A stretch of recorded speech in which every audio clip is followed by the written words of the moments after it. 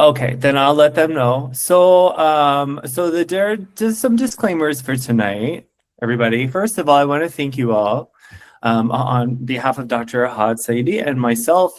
Thank you so much for taking this time to let us tell you our stories. This is not going to be a one-off thing, actually. Dr. Ahad, as I call him, is actually one of his, part of his business model is to, sorry, it looks like I'm going to be letting people in. Hold on.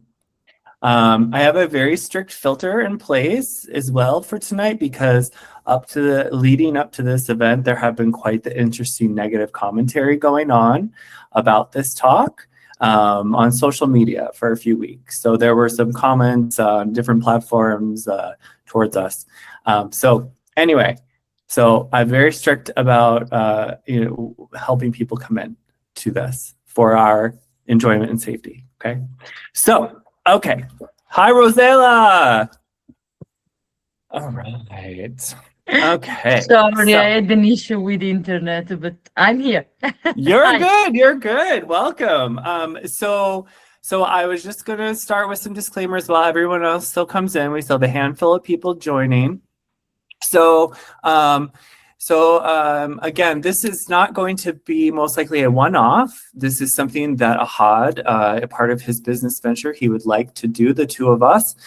So if you are interested in the future after tonight and sharing your story about immigration and being a business owner, we would love for you to sign up because this is something that Ahad would like to do long-term as a podcast. Okay, so keep that in mind. Thank you for your donations, people who've donated, because the money is going towards that future venture as well. So the event tonight actually is going to be recorded. And so if you have any issues with that, please let me know or let us know. You can also feel free to leave your camera and microphone off. All but about 20 minutes of tonight is mostly Ahad and I interviewing each other, talking about, our journeys. So you hopefully have something you relate to or not. If you have a question that comes up and you just can't wait, because there's a Q&A period during the last 20 minutes. If you have a question that you just can't wait, please put it in the chat and I will do my best to monitor the chat and get that answered for you sooner. Okay. Finally, some other things are, it is understood, so please understand that tonight our event might include subjects, not for sure, it depends on the flow and how things go for us. Our event tonight might include subjects that are challenging for some people to hear. That is in regards to animal welfare, human rights, and of course, artificial intelligence or AI. Okay, if it does become too much for you, please feel free. We understand, and if you do leave because of it, we understand. And please reach out to me. I would love to have a conversation with you after to help you through that. Okay. Finally, okay. In the spirit of diversity, even though this is in English, both of us do not speak English as a first language. So we hope that you understand that. Of course, the diversity of this group who is attending, we appreciate your diversity as well, and we respect your diversity. So we're sure you understand. Okay. So thank you for understanding where we take our time to discuss what's going on. And we appreciate you all being here. So I'm going to give it just one more minute and then we're just going to get started. And we thank you so much. Again, in 20 minutes towards the end, there will be a Q&A. And you will also, oh yes, of course, you will receive an email after this tonight that would absolutely love your feedback. Okay, all your insights, anything you want to share. If this is going ahead in the future, what is it you'd like to see more of, hear more of, see less of, hear less of, or whether maybe you want to join.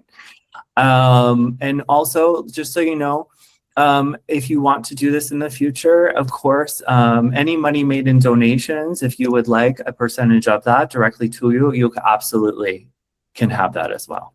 All right. So yeah, so I'll be just a minute and then we'll start. Let's go. Thank you, Justin.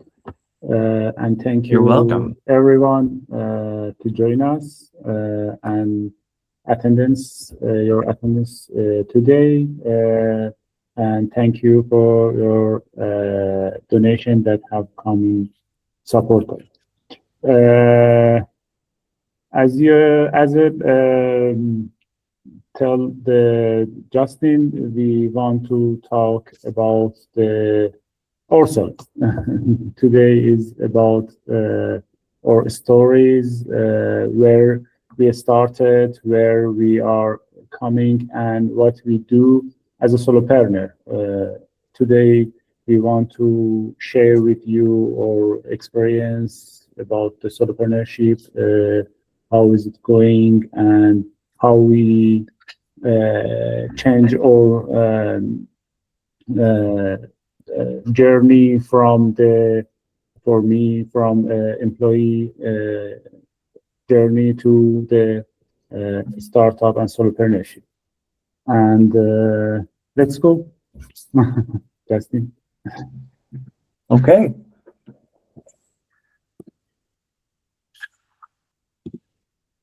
Okay. Well, so my dear friend, my dear mentor, collaborator, Ahad, tell me about a favorite childhood memory of yours, please. Yes. I thought about it, and it's a common question sometimes in the podcast and some same events. This is a good one. I remember from my childhood. So you know how every kid get asked, what do you want to be when you grow up? I always said a scientist. And one day a family friend asked me, okay, but if you become a scientist, what are all the other scientists going to do? And I said, without thinking, I'll bring them to work with me and we build something together. Also, I didn't become a scientist, actually.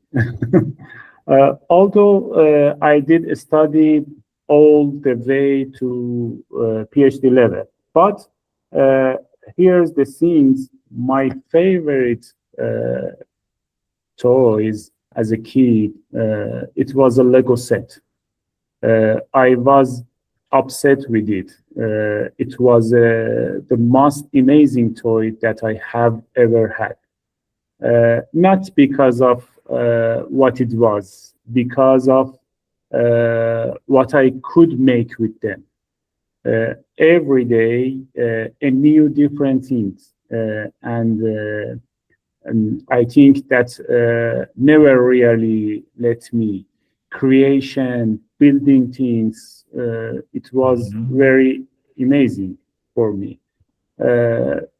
That's what's always been the most important criteria for making a decision. Whenever I look at a new opportunity, a new project, job offer, master and PhD thesis topic,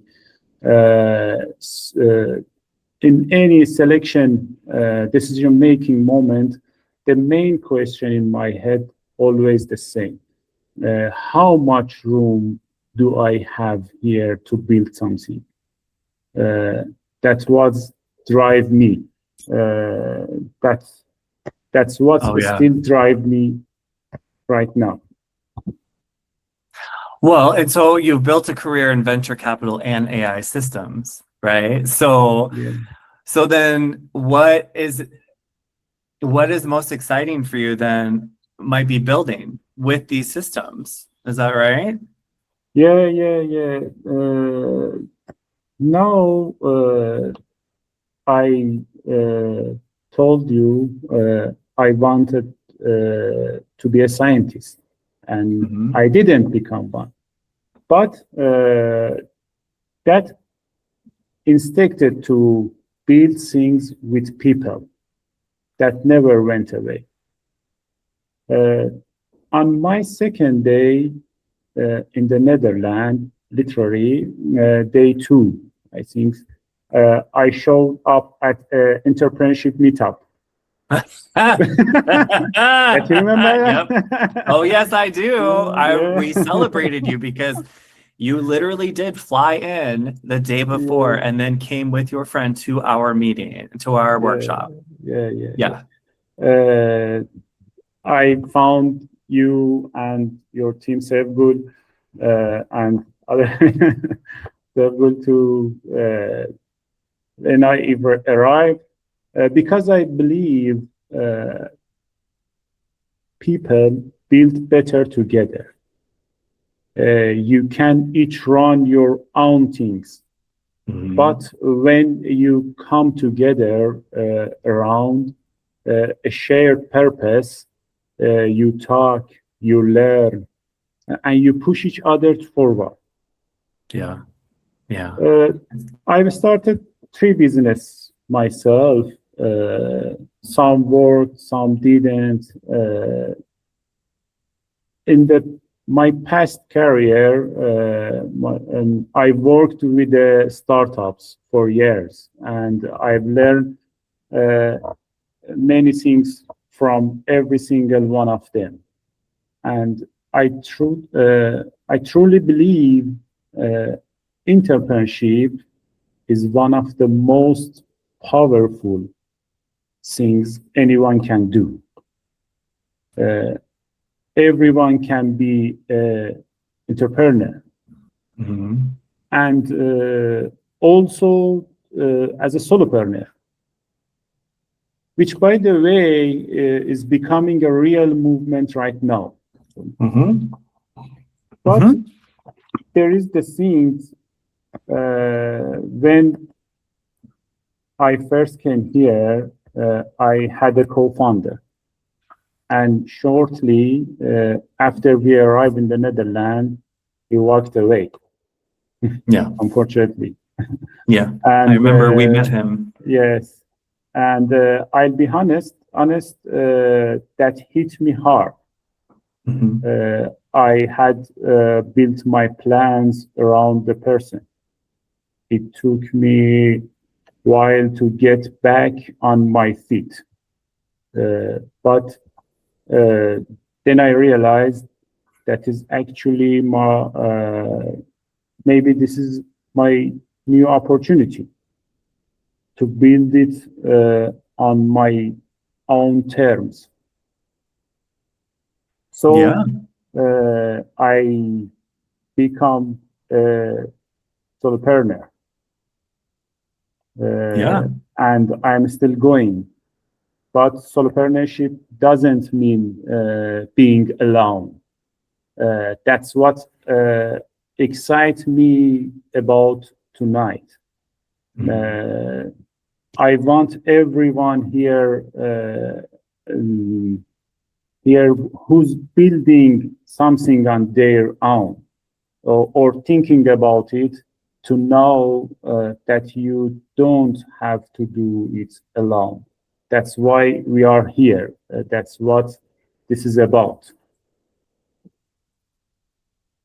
It's very good. I think this is a great group from what I can see too, can speak to that as well. So yeah, let me ask you then, Ahad, how I think it will be 2 ways. I want to ask you something. Yeah, go for it. I'm right here. Go for it. This is you.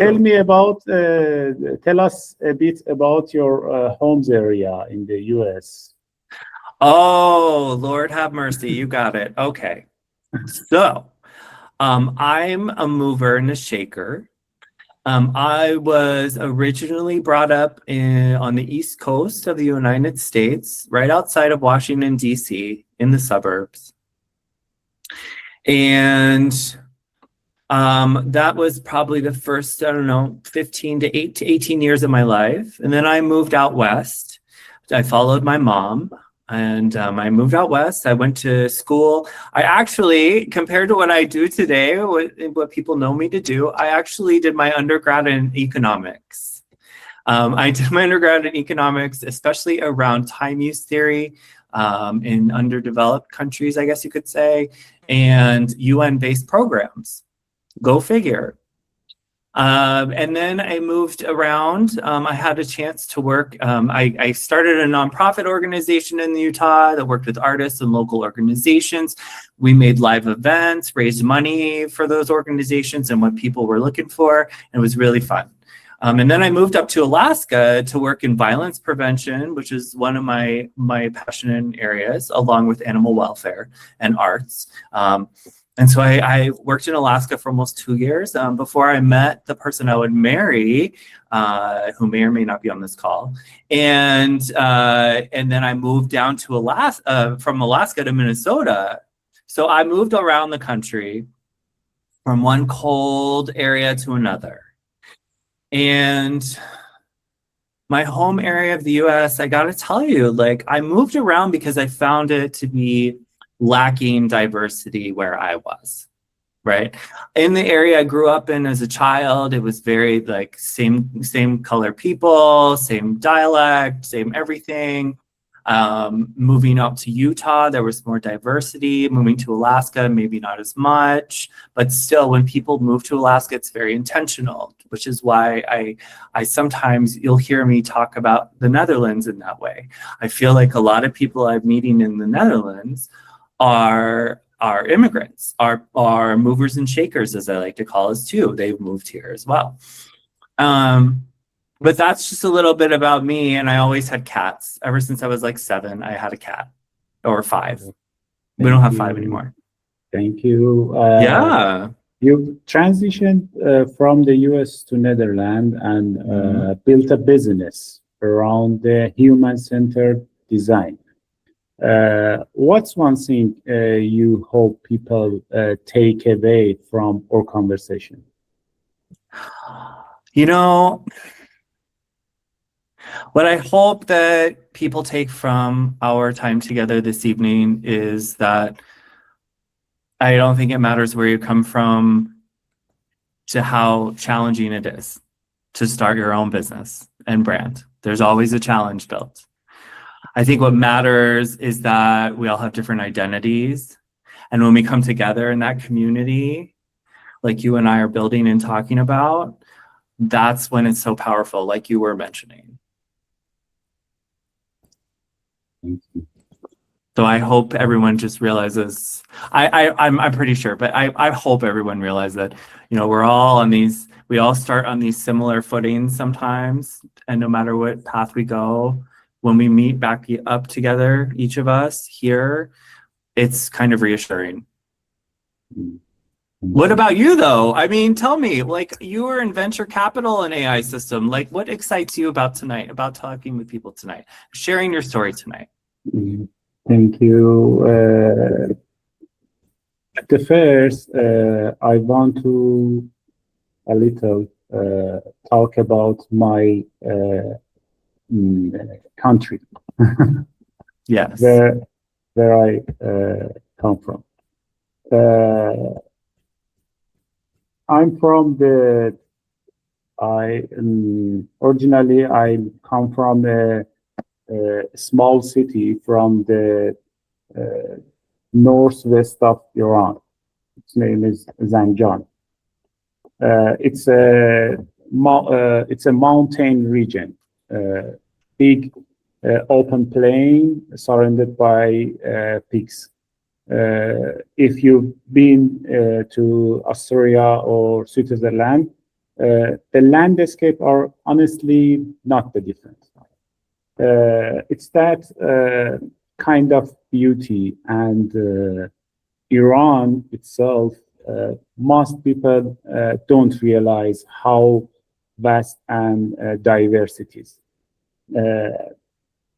Like as this meeting. Most people, it's about 40 times the size of the Netherlands. One of the oldest civilization in history, thousands of years of poets, scientists, kings. There are many heritage sites in the Iran. Just 27 of them is registered in the UNESCO. But what make it special is the people. Iran is a home of thousands of ethnic groups, each with their own music, dances, food, traditions. You can travel a few hours and feel like you are in the completely different country. And the geography of Iran is the same because Iran have a four seasons country, and you have the hottest point on the earth in Iran. It's the Lut Desert in the center. And at the same, you have two seas in the north and south, and many forests in the north and tall mountain in the center of country. And Wow. I think it's this diversity make people to be hardworking and adaptable persons. As like me, and but I have to be honest. The images you are seeing from Iran these days, that's not the Iran I just described to you. What's happening right now is heartbreaking. Mm-hmm. And I want to take a moment right here to send my love and prayers to every person in my country. And honestly, to every person everywhere in the world living through wars, poverty, and injustice. And I pray for the day when none of that exists anywhere. I hope. Yeah, we're with you. Thank you. Yes, thank you for sharing that. Thank you. Let's go. Sure. Well, thank you for sharing about your home. So you have decided to actually, let's talk about when you got here. When you got to the Netherlands, what was one of your most challenging, unexpected challenges? Like unexpected, like you showed up and like, what floored you right away? Yeah, it's a good question about the challenges.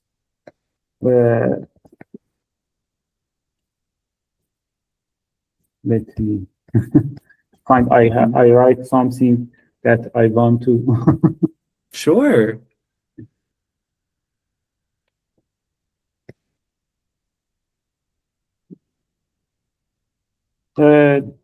As I mentioned, when I arrived here, my co-founder is leave me, and I decided to be stand my own feet, and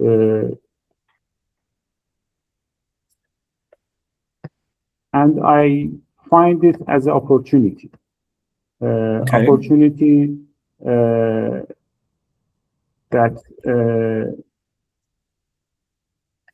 sorry.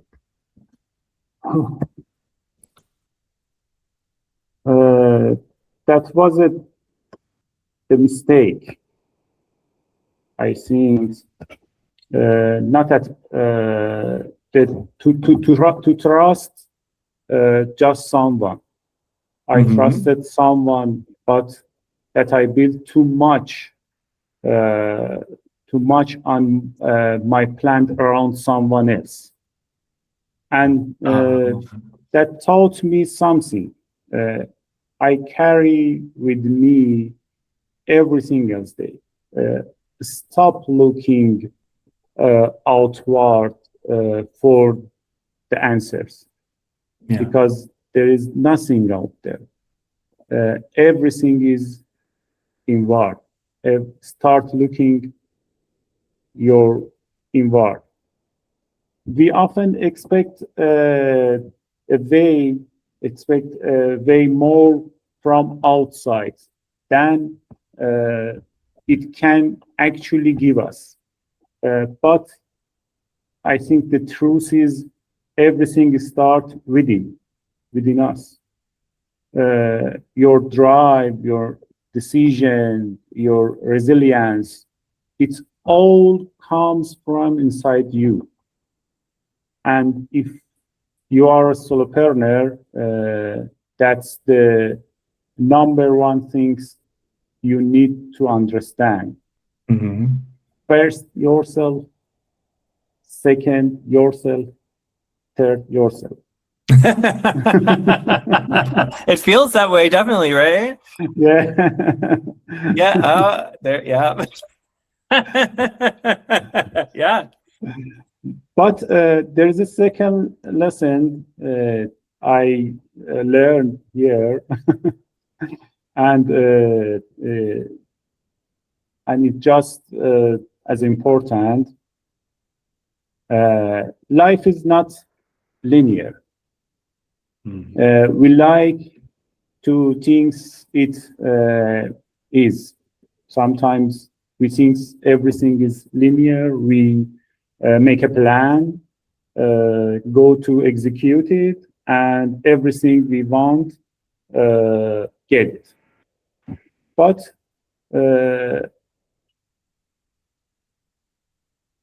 life doesn't work on that way. Sometimes it takes 180 degree. Everything is changed. Pivot. And pivot. Yeah, pivot. And turn when you at least expect it. Yeah. And the only things you can do it is be ready for that. Yeah. Not by planning harder, because it's not working, but by be adaptable enough to handle whatever's come.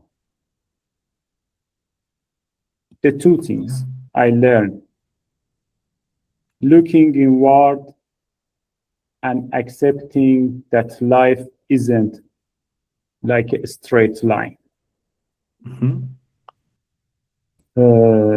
What about you? You know,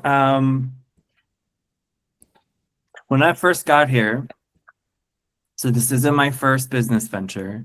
It's not my first time owning a business, but I will tell you that I feel like it is probably the most successful. I used to tell people that a nonprofit venture, a nonprofit organization I started and co-founded and directed in Utah like a lifetime ago was my favorite thing in life. But I'm going to tell you that right now, this feels more beneficial. And when I first got here, I fumbled through things like, this is what I know, this is what I've done, this is what I could offer. I remember my spouse coming up and being like, stop fumbling around with these things, like move on from them, do more what you want, do more what you see the world is looking for or engaged in, right? Like community events, community is just huge, right? And that's where I land every time, almost on the floor with community. Because when we first got here, I was amazed at watching strangers help each other take the garbage out, watching strangers help each other, talk to each other. You could see it. You know, some people maybe in the States are more skeptical, or rigid people might look at it and be like, oh, they probably know each other, you know, but it's not true. That's not true. Coming from the States, you wouldn't necessarily even like talk to someone or help someone unless they literally fell over, right? Like, unless literally they were getting hurt, you wouldn't intervene. And that's sad. So regardless of the work, I'm constantly floored. Today on my way home from the gym before this, there's a little kid on the ground around the corner. And he was on the ground in such a way, I thought maybe at first he had lost something under the car. But then I realized he was laying on his arm in a way that didn't look okay. So I stopped and I was like, hey, you know, Ben Yai okay? Which is one of the okay Dutch things I know, without hesitation. But I asked if he was okay, and he looked at me like, what? And he was standing up, but he was holding his arm still. So I think he fell or something. So I just gave him a thumbs up or thumbs down. He was like, thumbs up, right? And that's what people do. There's community here. And sometimes I think people say it's because it's such a small country compared to so many others, right? There are 18 million people in this one country that is a third the size of just the state my husband and I moved from, right? But at the same time, you see it. Like, you can't just be a dick to people. You just can't, and this country shows you that. And then realizing that this country also has a growing solopreneur rate or freelancer rate as well, continues to grow, even though we're in, 1 out of every 10 freelancers is projected to be below poverty line income-wise, right? This came out earlier this year in the news, but still, I'm digress towards dry stuff. So, but do you know that over 10% of the people in this country alone are freelancers? 10%, right? 10% of 18 million, like that's amazing too. Yeah. So it also makes me hopeful that when you couple community with that many people, we have something special. So I was floored in good ways. There are other ways I was floored differently. I'm not going to go into. So. Very good. Very good. It's amazing. Yeah. Okay. How did you perspective on work or success change after relocating? Oh gosh. Okay. All right. So geez. So Ahad, like coming from a capitalist society, right? Like seeing all these workshops and events and they're for free, right? And I'm not going to go into this either because this is kind of a sensitive point for a lot of us. We know it, workshops and events, usually it's about community, right? It's about who you're going to meet and who you're going to bond with and who's going to help you. And you're going to help each other move in a certain direction, right? Or do something like you and I met last October and here we are. We literally got here in a direction you wanted to go. And that's awesome. And look at all the people who joined us. Success coming from the US, success is about having a certain status, of course, kind of Marxist, a status, your job, and you keep going up a ladder, regardless of how much it's killing you physically. Your money, your house, your car, all that. And I get it. That status, that level of status and classism and stuff, it's not exempt here. I mean, it exists here. It exists in most places. You can't deny that. But here, the success comes with the fact of I no longer have a problem with the Sunday scaries. Finally, after a year, I can go to bed on Sunday and sleep. Normally, get a good sleep and wake up on a Monday. And so that to me, for me, is success. Because otherwise, you don't want to meet me if I haven't slept. So, yeah. Yeah. Wow. Yeah. That's, Very yeah. good. But may I ask you something? May I ask, like, Go ahead. what about you? Like, you left venture capital, right? Venture capital is a big deal. You left it, a network, a reputation. Like, what is the hardest part to starting fresh now? You're going in such a direction. Your skills aren't like left out from I mean, venture capitalists can still look to you and go, this guy can build me an AI systems agent, or something. And they can still pick you. But what is it about now that is hard or most challenging starting fresh now with working with solopreneurs and AI?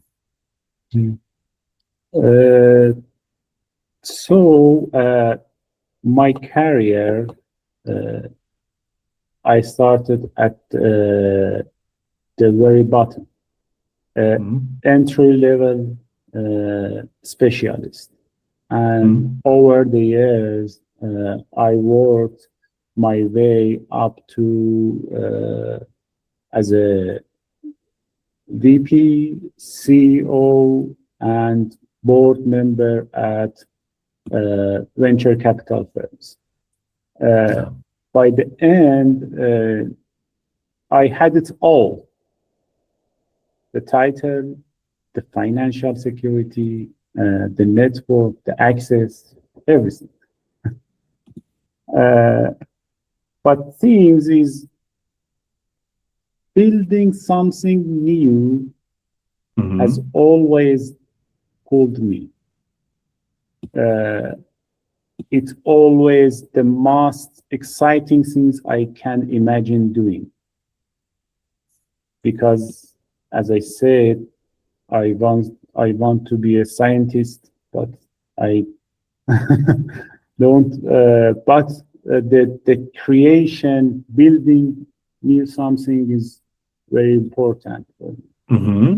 Now, every time you start something new, there is the mix of excitement and fear. I felt it before. First day of school. Thank you, Anna. First day of school, first day of university in new city, but this time starting new business in a new country on my own, all at the same time. That's a different level. And I think the hardest isn't any single thing. It's the uncertainty. When you had a structure, when you have had plan, you could rely on it.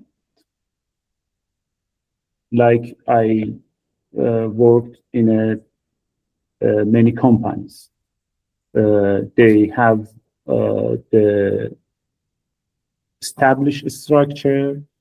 Do you know where do you want to go? And your resources is available. Everything is available. But here is establishing, running a new business is full of uncertainty. And suddenly, none of that applies anymore. That's where it really gets difficult. Uncertainty make really gets difficult. But what I've learned, sometimes uncertainty shows you parts of yourself you've never met before. It forces things out of you that you didn't know were there. Mm-hmm. And I think that is true for every solopreneur. Managing that kind of uncertainty isn't one skill. It's a combination of many: emotional, financial, strategic thinking, personal, all at once. Yeah. And honestly, I think that's what makes it hard, but that's also what makes it worth it, I think. So I want to move in then to a question for you following that. So it sounds like I'm getting some passion in there from you. Is this what you're talking about? Did this influence your decision to start the Solopreneur Academy? Yeah. What influence, how did moving here and what you're describing influence Solopreneur Academy, your developing brand?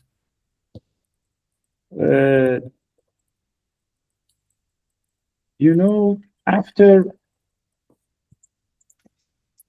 I was in the venture capital company, and most of my time, all of my time was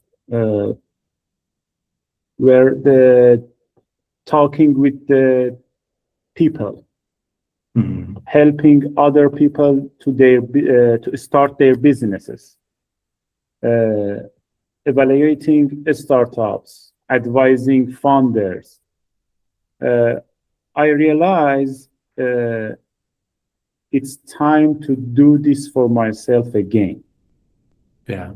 I'd started businesses before, and some of them didn't work because of COVID, but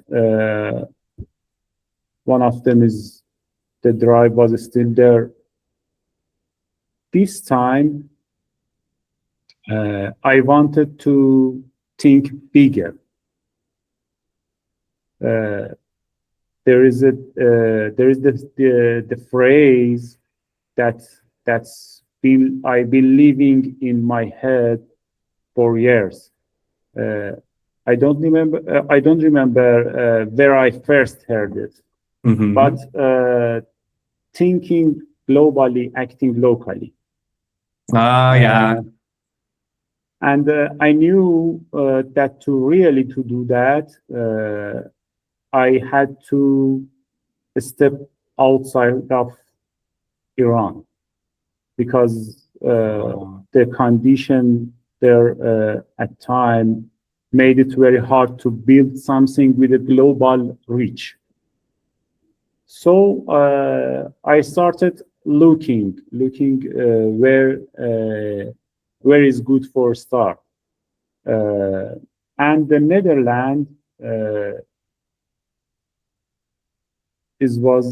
I find it is the best one, because it has a startup visa program that actually welcome entrepreneur from outside of the EU. Yeah.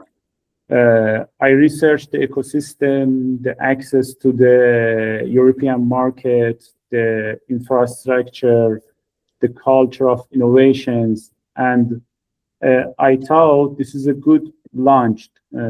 I can start to here and build outward. And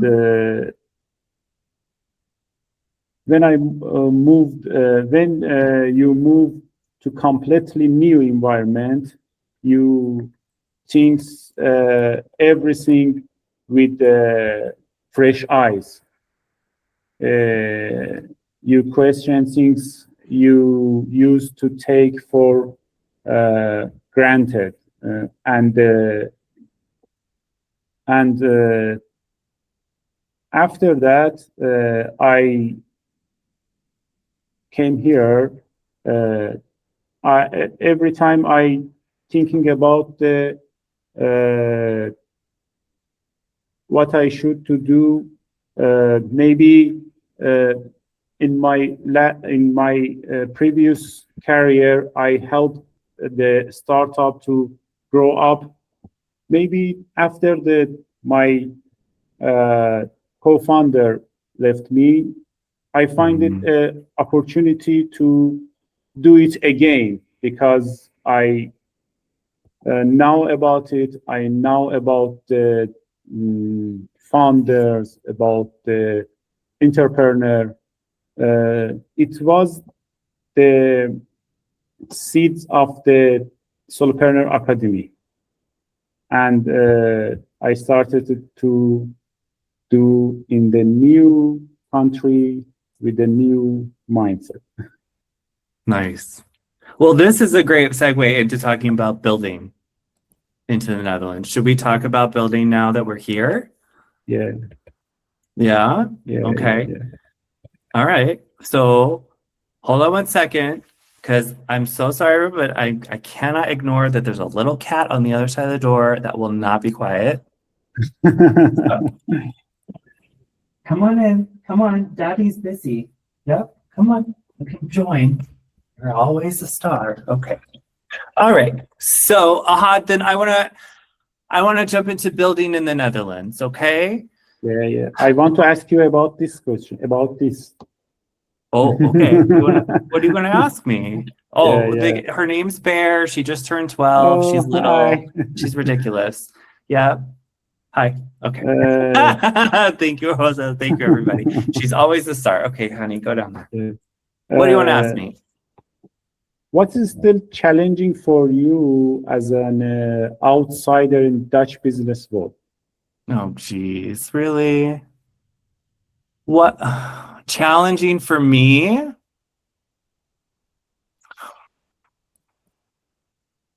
Oh man. This is why scripts can be great. Okay. Challenging in the Dutch business world, right? Yeah. Oh, okay. Well, as as you know me, I'm not the most traditional, compartmentalized, orderly person, right? You can see me coming down the hall and I'll be like, hey, Ahad. You don't see Dutch people doing that, at least as far as I've seen. The Dutch business world fascinates me, and I'm not going to say that I understand what it entails, right? I met more EU people here than I've met actual Dutch people. I mean, I see Dutch people every day, right? And Dutch, we all do. But I met more people from throughout the world. The Dutch economy fascinates me. And I can tell it's the order of operations that makes the Dutch economy move and keep going in the smooth way it does. I mean, there's one difference, going on here where if you went to a supermarket in the US and they were restocking, they would automatically feel bad for doing their jobs and move out of your way so you could get something. Here, you go to a mart here, and if they're stocking, they don't give a shit. If you need something, they have a job to do and they have to keep doing it because they have a process, And so that fascinates me alone. That's my favorite example because we experience it all the time, right? I mean, we can ask, hey, do you mind if I get this? But at the same time, we know they're just trying to do their job and keep things going.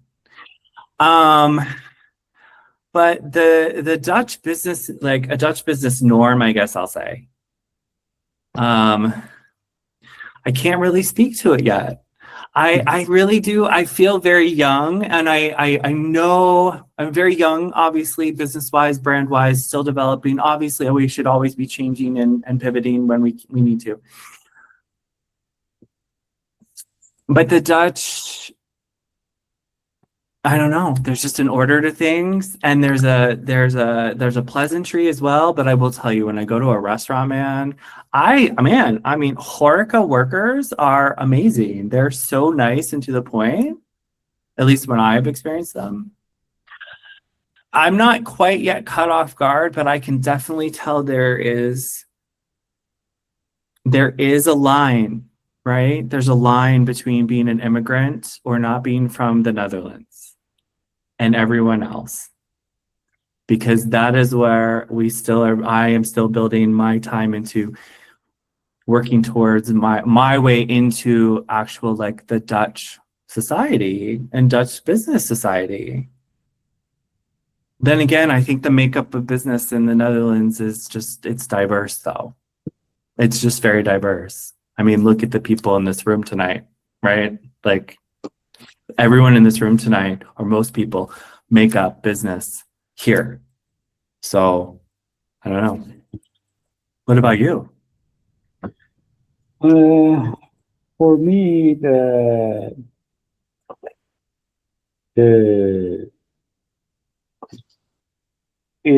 main challenging is I think that the language for me. All right, well, raise your hand if you're without on that. Okay, okay. I understand. Here you go. I'm gonna send that to you. Yeah. Okay. Everyone's agree. And someone told me that there is no problem because they know 90% people now talk English, but I think it's the challenging. Yeah. But there is opportunity, as you mentioned. It's a diversity. I think the one of four people is from outside of the Netherlands. Here, I don't know if the statistics is correct or not. 20% of people is immigrant. I think so. I don't know. Yeah. Okay. But I think it's the opportunity, because it makes you to thinking globally and working with the many people with a different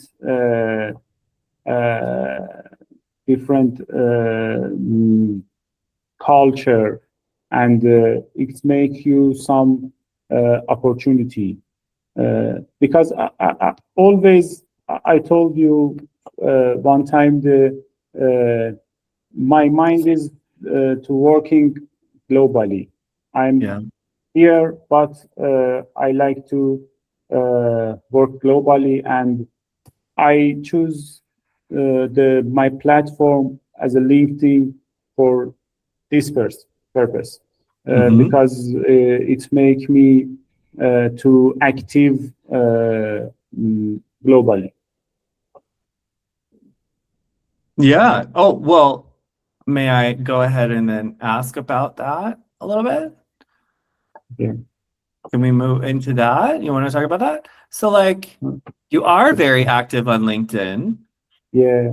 So how has building, how are you able, how, LinkedIn is great, and I'm definitely embracing it more now that I'm here.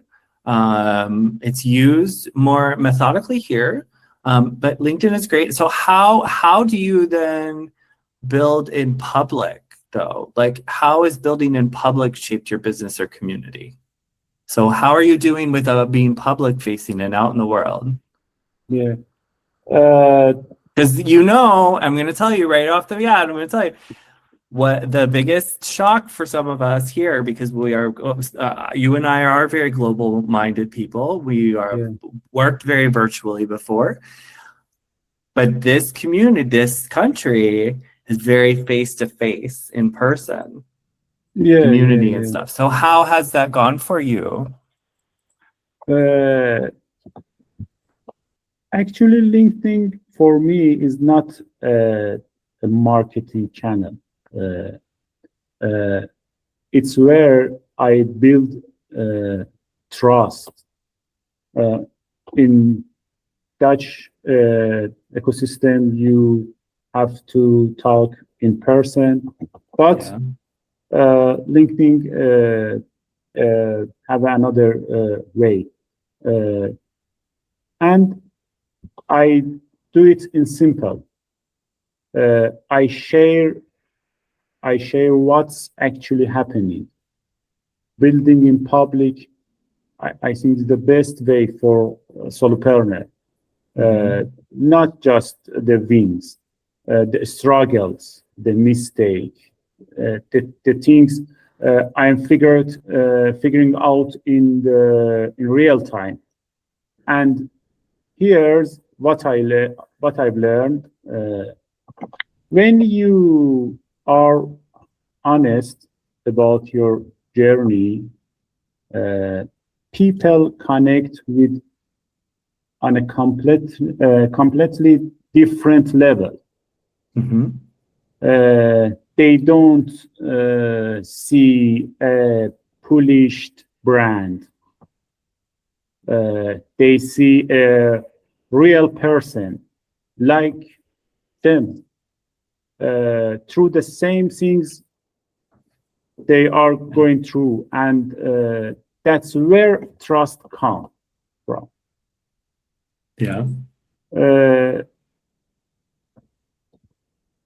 And for solopreneur, that's everything.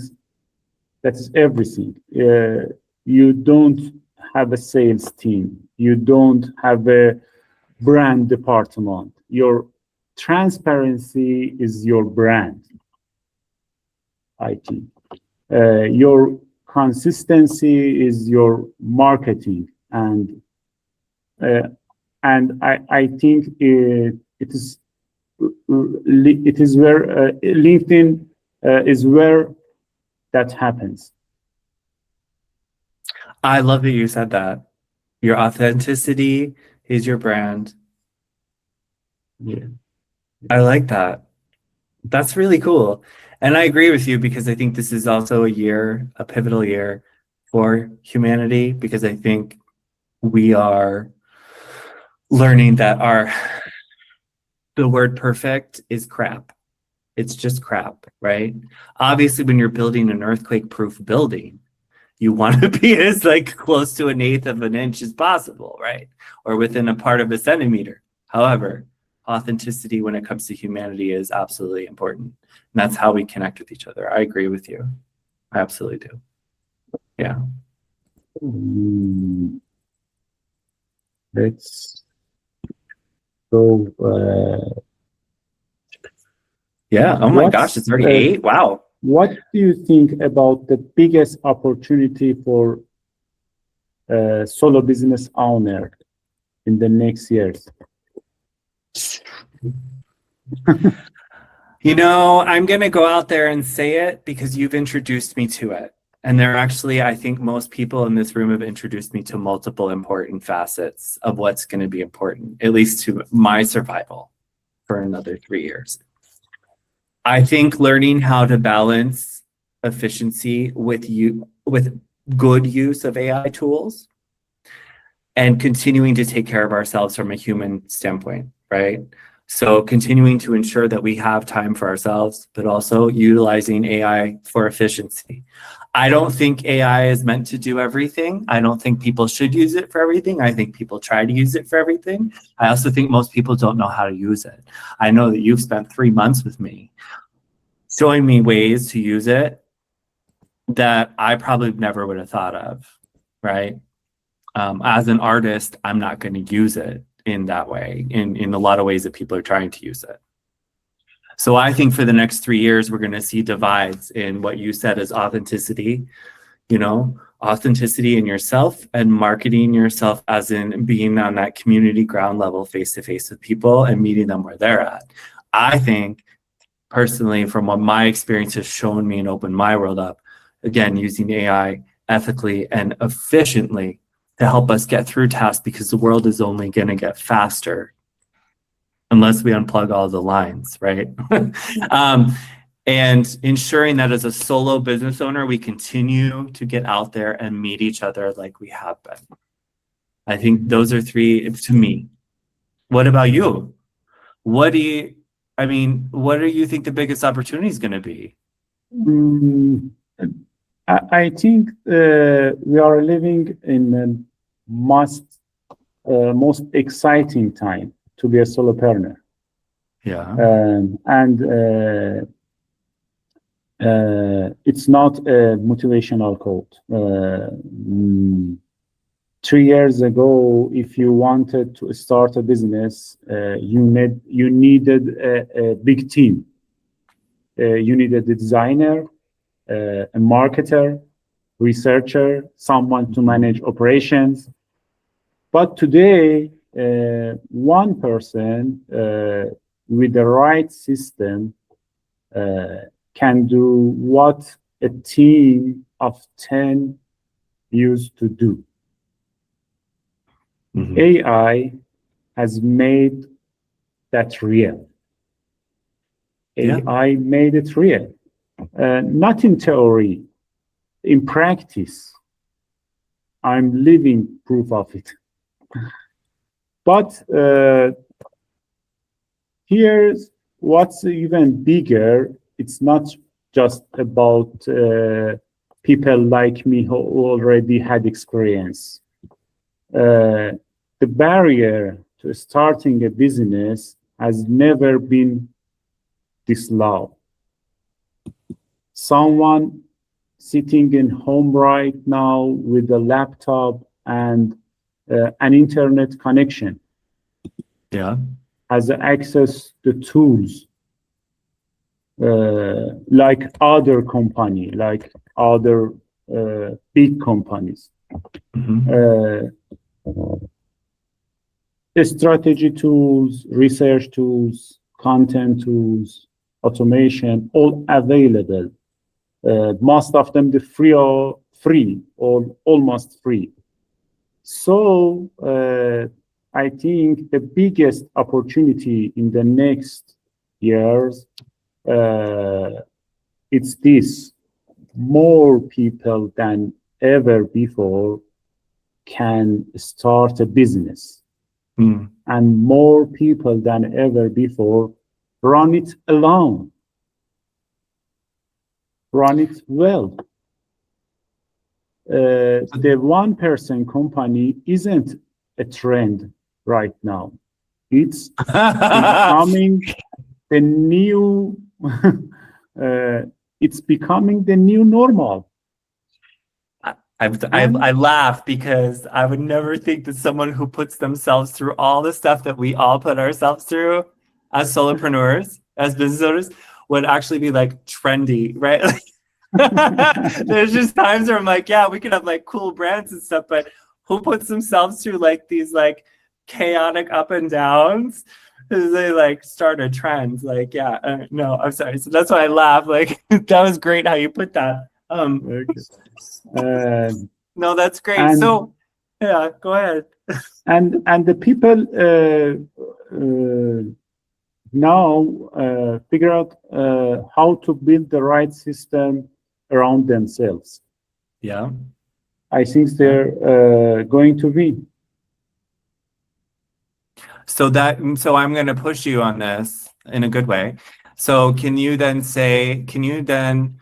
expand a little bit more for us, for me, on how can we prepare for a future where AI handles more tasks? How can you tell me, like, how am I going to look at the efficiency of the future? Because you know me, I come from a community standpoint, right? A lot of people hit the ground. They got in my visa situation, get 2 years to start a business and be viable. And after a year, I said, I need this community aspect more. And I went the opposite. And it's a bigger risk, but it's been so beneficial and I've learned so much. But how am I going to make sure that I'm balancing keeping community and my face-to-face and prepare the future with AI handling more of my tasks so that I can be in the community? Does that make sense? Yeah. I think that the answer is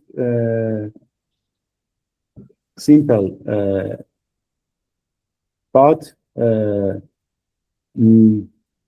it's the things most people get wrong. AI is the tool. Mm-hmm. The human is the goal, always. Yeah. When I work with a founder or a small team, I never start with AI. I start with them. What's your biggest bottleneck? Where are you losing time? What keeps falling apart when you are not in the room? Those are human questions. And until you understand those, no amount of AI is going to help you.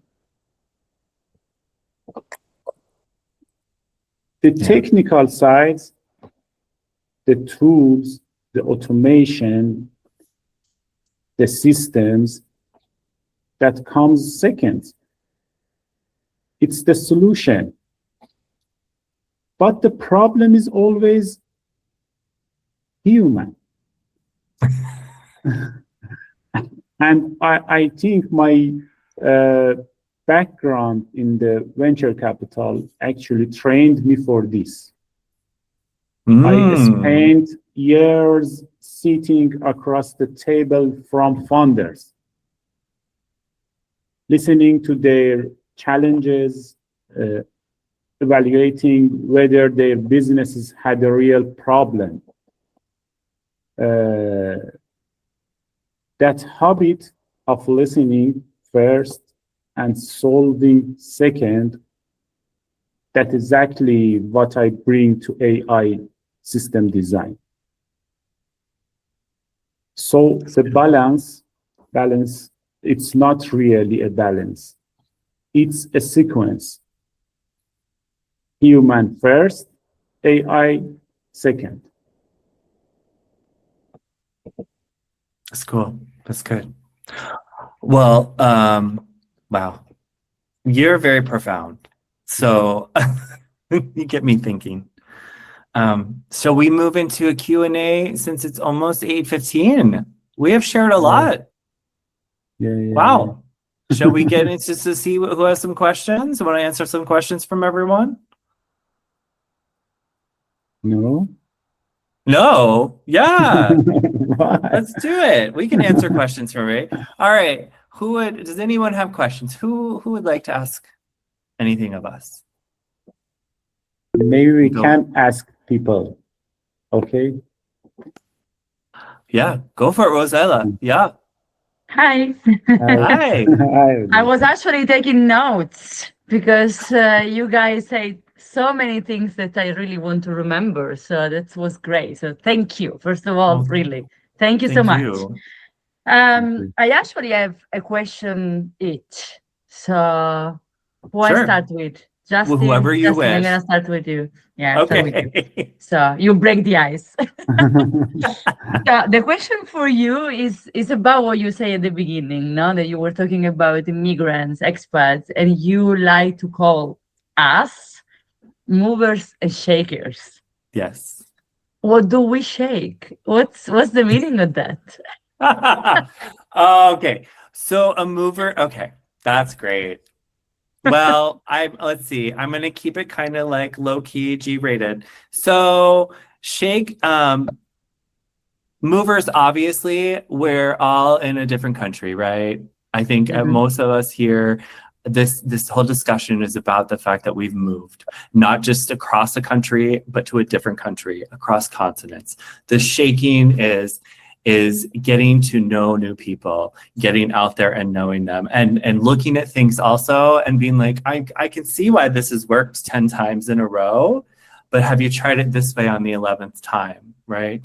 For me, my parent brand, which you don't really see visibly anymore, is called Disruptive Cheerleader Productions. That stems from a cheerleader in the US who was like really upset one day and used freedom of speech to say, I don't want to do these things you're making me do, I'm uncomfortable. And then it went all the way to the Supreme Court.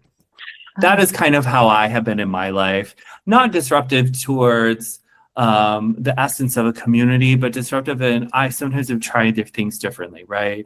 A lot of people might move and go, this is my business, I'm going to start this, I got to hit the ground, I got to stay on top of all these markers in my business. But me, after a while, I said, I have to get out there. I have to meet people face to face. You can't just move to somewhere else, even if it's the next town over, and just sit there and wait for things to happen, right? So shakers, when I see people, I mean, if I can reference everyone in this room, it's amazing who has shown up tonight.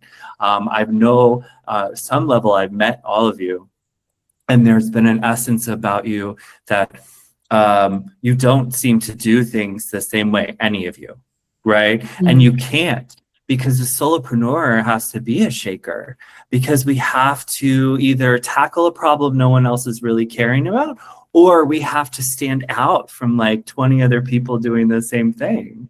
So when I say mover and shaker, that's perfect. Thank you for putting me on the spot with that. Yeah, I say you're here in the Netherlands and you're doing things differently. Like the last example I'll give and I'll shut up is like Rosella, I go to your networking event, right? Mm-hmm.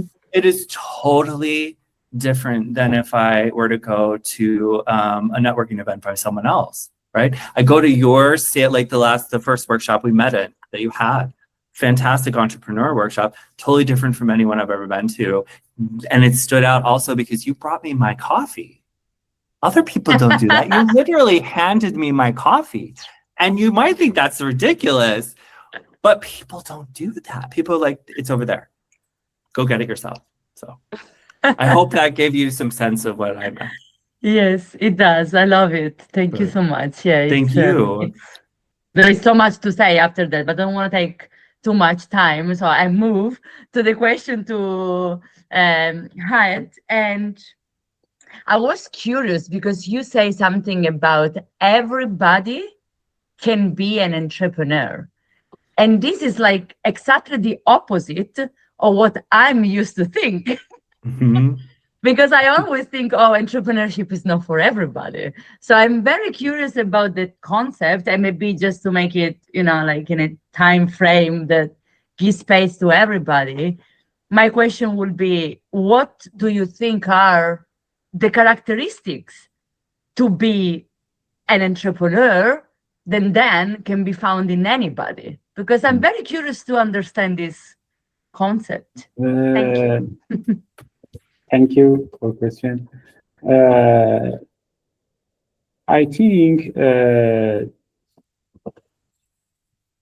every person has some level of curiosity. And this curiosity can, if they work on this feature, they move forward it to be entrepreneur. Because what did an entrepreneur? He find a problem, thinking about that, have a more curiosity about it, and go finding a solution. And also, we do every day. We have many problems in our works or daily situations, and we have to find a solution. But we didn't tell them entrepreneur, because we think the entrepreneur means finding a solution and make a profit. No, maybe sometimes the finding solution in your personal life, by the entrepreneur way, curiosity, thinking out of the box, and everything like that can make people entrepreneur. And I think many people have a talented about that, but fears and conditions, life situations don't allow them to be entrepreneur. Okay. That's a beautiful answer. I like it. Thank you so much. Welcome. Thank you for your question. Thank you, Rosella. Thank you. Thank you. Anybody else have questions for us? No. Yes, Leila. Lale. Lale. Thank you. Lale. Yes. Hello, everyone, and thank you, both of you, for hosting this very good webinar and event. I have a question from Ahad. As he said that that his co-founder left him after arriving to the Netherlands, I'm kind of on the same story. And for me, this is the first time that I'm trying to build something on my own, alone.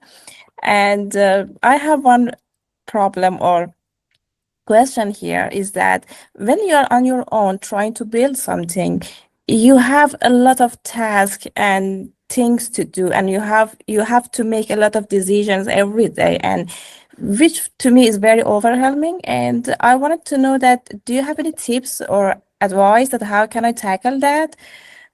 Because to me it's very hard.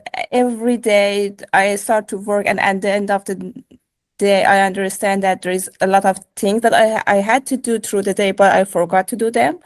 And no matter how I try to make a plan or different things, but still I feel that I'm behind, and I don't know how to sort these things out. Okay. Thank you for your questions. This is what I work on it.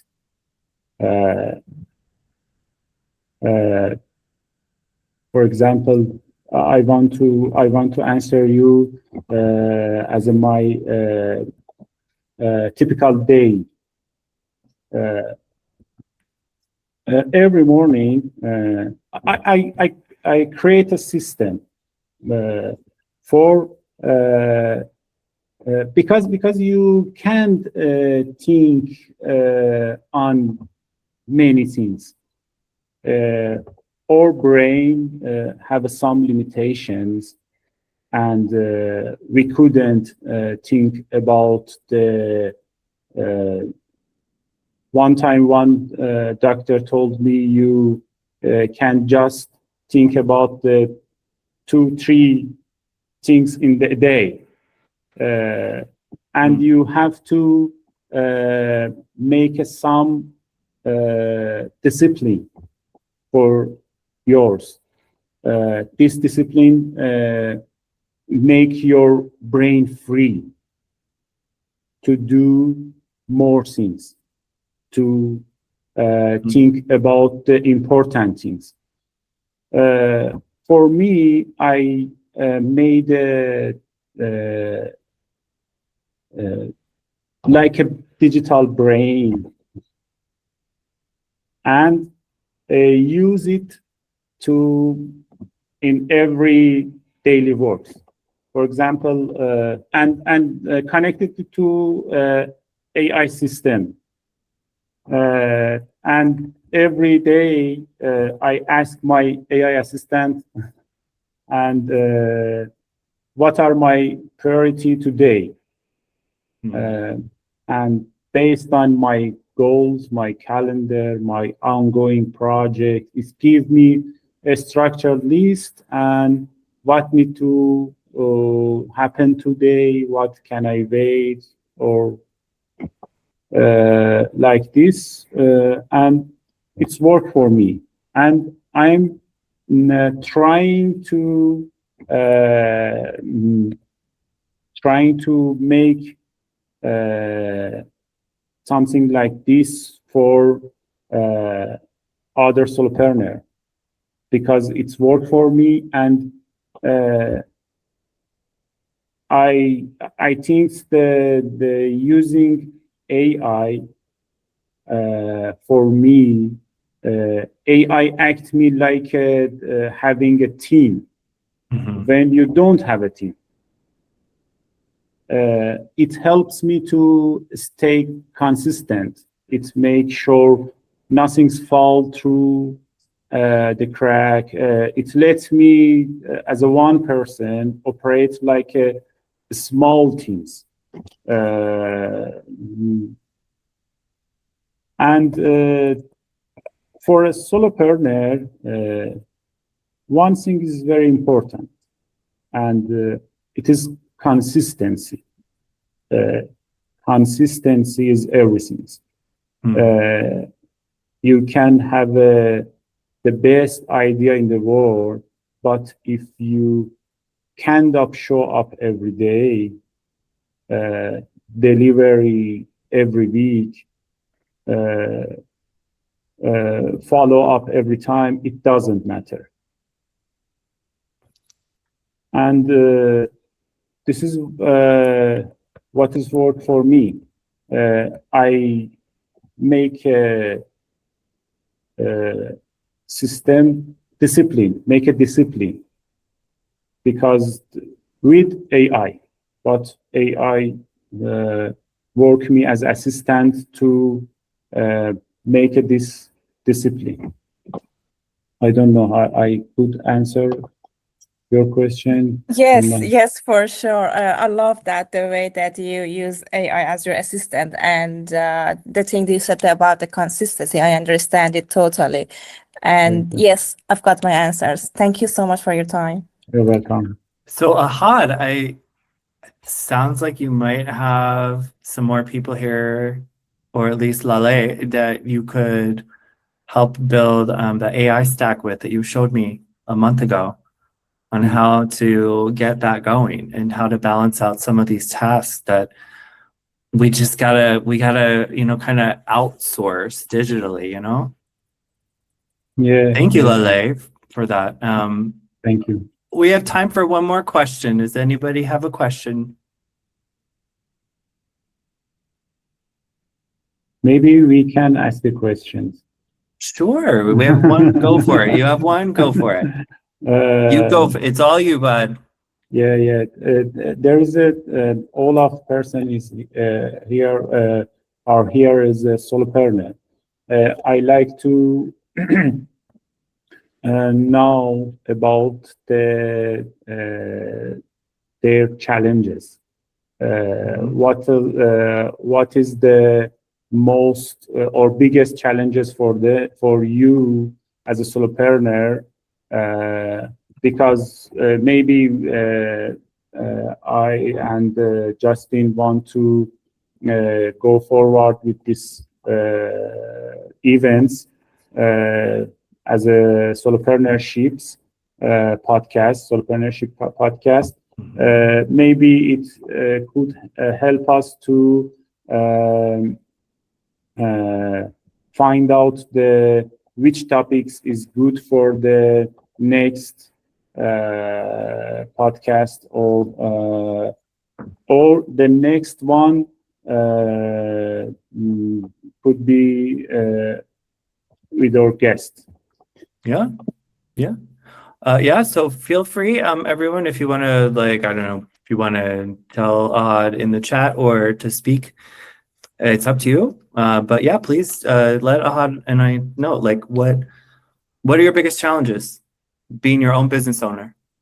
Ready? Go.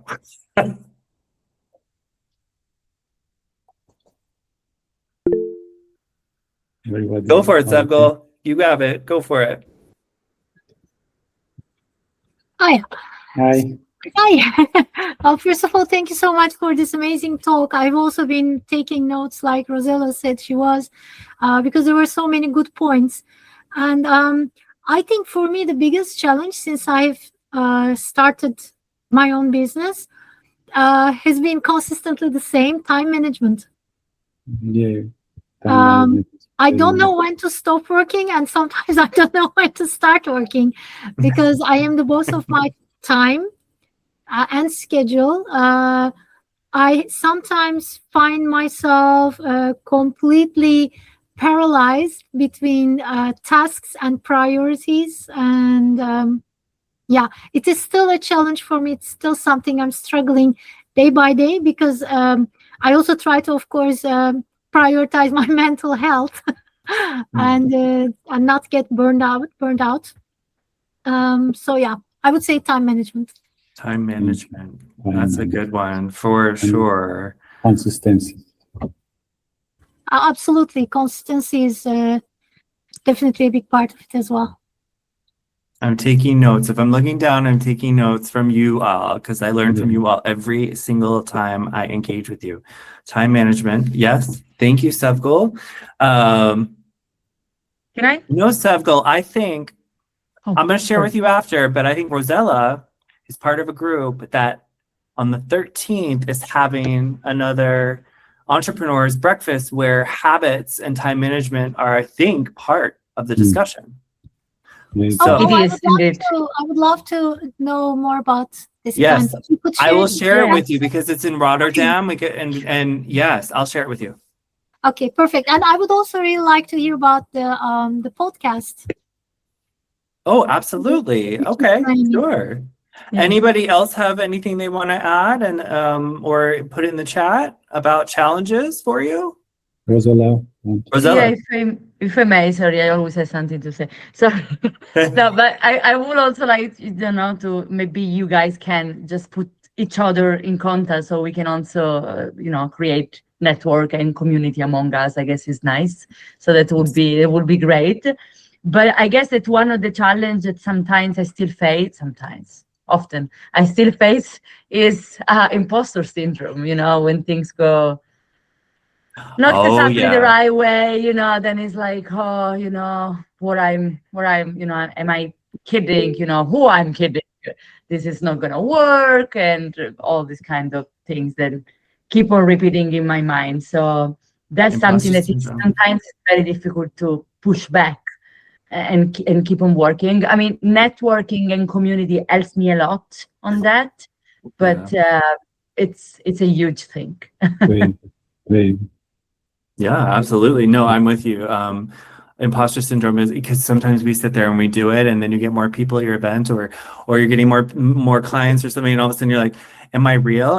How is this happening? How am I doing this?" Because you're doing it, like you're literally living it, like, and yes, okay, imposter syndrome, got it. Fabio, okay, you're the last one, but hello from Italy to you. Hello, yeah, I was working, just got home.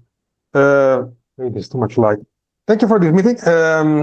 I have a peculiar challenge, I would say, that is about my offering, in the sense that I started with the idea of doing something, and then I got a request for, like more technical work. I work in AI. Then I got asked about doing strategy. So I actually expand my business and doing strategy, and more like transformation, let's say. And then I start like more, given that it was like a kind of breakthrough, I start more like, say, positioning myself, like when I was introducing myself as this way. Now I know that a good way is actually to, say, before you're speaking with someone, asking the other one to introduce themselves so that you can fit their introduction to who they are. But still, unexpected things happen. Like once I said a recurrent thing is that people ask me things that were not part of my offer, but I can do, or like I'm very likely to be able to do.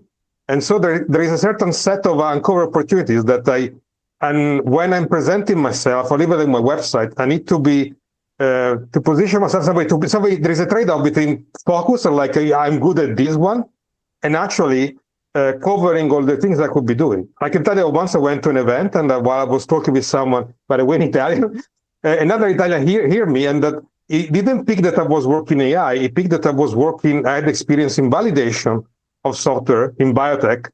And they were interested into that more business perspective, because they're trying to sell their own service. It's validated, but they're probably like in positioning, then selling, and convincing people to buy their own service. So I don't know if it will go through, but if it goes through, it will be like a business consultation. It's something completely different that we never expected before. So just to say that I have this issue, like sending. I mean, I know that you should try to kind of like send one message, like I'm good at this one, but at the same time, I'm realizing that people might need me for things that are beyond my original scope. Okay. I think I understand. I think tell me what you're saying is you are conflicted between your pitch on what you offer up front, right? What you want, and your broad set of abilities that people start trying to tap into. Is that right? And so there are things you can do, but you're trying not to. It sounds like there are different ways I can go about this, but it sounds like I'm hearing like some boundaries and your pitch, but also I'm hearing that you're fluctuating between like niching down and not. Is that kind of where you're going? My idea is that I wanted to niche down on something, but then the best things I got were adjacent opportunities, let's say. So that's in some way, it's a dilemma between, let's say, should I really try to sell me only on one specific thing, or be in some way open so that, I mean, avoiding to niching me down too much in my introduction or like on my website, because apparently there are things I could be doing that I wasn't aware I could be doing. Oh, okay. So messaging. I think the messaging is very important for the solopreneur, because you are working on the niche market, and you have to make a good messaging for and clear. And this is a problem right now, specifically in the AI ecosystem, because many people heard about that AI can do this, AI can do this, but no one knows how can do that. And when they find someone could talk about AI, they ask many questions. Can you do this? Can you do this? Can you do this? Mm-hmm. I think that the messaging is very important, and maybe in the next events we could find someone like Amir. Here is the professional person that can talk about these topics. I think so. Yes, that's really good, Ahad. Amir is in advertising and has been in advertising for like 20 years. I think the professional person can. However, also Fabio, there's Amir. So here's my thing for you. I'm not trying to solve you out of the gate, because this is really, really, really challenging for all of us. Okay. So what I'm here, Ahad, saying, and what I'm thinking are two things that can go together. First of all, Fabio, you're really good at approaching people and just talking to them, which is amazing. So thank you. I think when you talk to people, maybe get a sense of where they're coming from before you even bother pitching to them, because you're going to uncover something, and there might be something they don't quite understand. Regardless, if someone looks you up or they hear your story or whatever, and they're like, yeah, he did this and that, I remember, I mean, you're an AI transformation professional. I remember when I met you a year ago, it was like, I didn't really understand then what it was when we were online for the first time. And I was like, oh, he's like an IT consultant. And then I was like, oh my God, he's not an IT consultant. He's an AI transformation person. He's in that market, like you're saying, Ahad. he's really in AI, right? You don't say IT consultant anymore. It's too broad. And I think Ahad is right. Your message is important, but I also think that we as solopreneurs, all of us, are wary of niching down too, because I don't think we have the ability to niche down anymore. I think we're missing people if we are too narrow.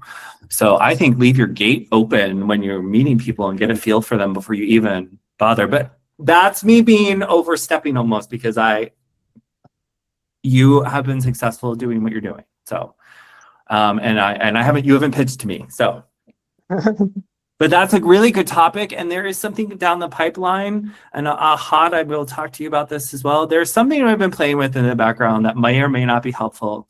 And it is down the line around a short 1.5 to 2 hour storytelling for entrepreneurs workshop, where we get together and we talk about our successes and our opportunities and how to reframe them and how to feel better about ourselves. And when we feel good about it, how do we pitch that to people? Or how do we just tell, how do I see Rosella at night? How do I see Rosella at like 9:30 in the morning and be like, oh my gosh, let me tell you about this, right? I'm not gonna just walk up to her and be like, blah, blah, blah. Only my husband gets that nonsense. So, but thank you, Fabio. Thank you, Ahad. My pleasure.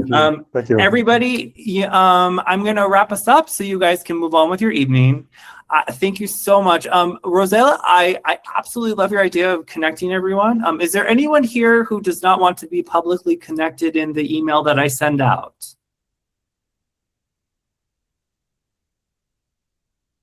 No? Okay. I may not get you all in the email, but please do. You can find, most of us are on LinkedIn, and I will do my best to try to connect you all.